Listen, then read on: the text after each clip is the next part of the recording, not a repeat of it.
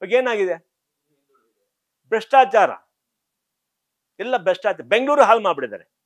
ಬೆಂಗಳೂರು ಹಾಳು ಮಾಡಿದ್ರು.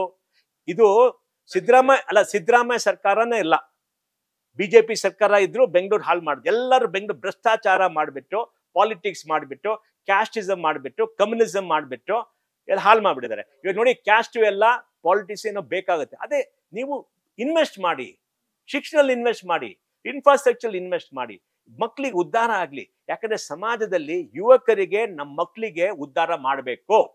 ಅದು ಬರೋ ಪೀಡಿ, ಅದು ಬರೋ ಪೀಡಿ. ಆ ಬರೋ ಪೀಡಿಗೆ ನೀವು ಒಳ್ಳೆ ಶಿಕ್ಷಣ ಮತ್ತೆ ಎಲ್ಲ ಕೊಟ್ಟಿದ್ದಾದ್ರೆ ಏನಾಗತ್ತೆ ನಮ್ಮ ಭವಿಷ್ಯ? ಇವರೆಲ್ಲ ದುಡ್ಡು ಮಾಡ್ತಾರೆ. ನಮ್ಮ ಮಕ್ಕಳಿಗೆಲ್ಲ ಏನ್ ಮಾಡ್ಬೇಕು? ಸರಿ ತಾನೆ? ಅದೇ ದುಃಖ ಆಗತ್ತೆ. ಎಷ್ಟು ದುಃಖ ಆಗದ್ ಗೊತ್ತಾ ನಮ್ಗೆ? ಈ ತರ ಸ್ಟೇಟ್ ಎಲ್ಲಿದೆ? ಭಾರತ ವರ್ಷದಲ್ಲೇ ಇಲ್ಲ ಈ ತರ ಸ್ಟೇಟು. ಇಷ್ಟು ಒಳ್ಳೆ ಜನರು, ಕನ್ನಡಿಗರು ಬಹಳ ಒಳ್ಳೆ ಜನರು.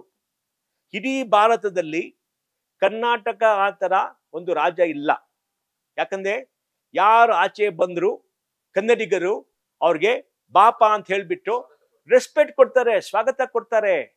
ತಮಿಳ್ನಾಡಲ್ಲಿ ಹೋದ್ರೆ ಅದು ಕೊಡಲ್ಲ, ಕೇರಳ ಹೋದ್ರೆ ಕೊಡಲ್ಲ, ಮಹಾರಾಷ್ಟ್ರ ಹೋದ್ರು ಅಲ್ಲಿ ಕೊಡಲ್ಲ, ಬೆಂಗಾಲ್ ಹೋದ್ರೆ ಕೊಡಲ್ಲ, ಬಾಂಗ್ಲಾದೇಶ್ ಮಾತ್ರ ಕೊಡ್ತಾರೆ, ಬೇರೆ ಕೊಡಲ್ಲ.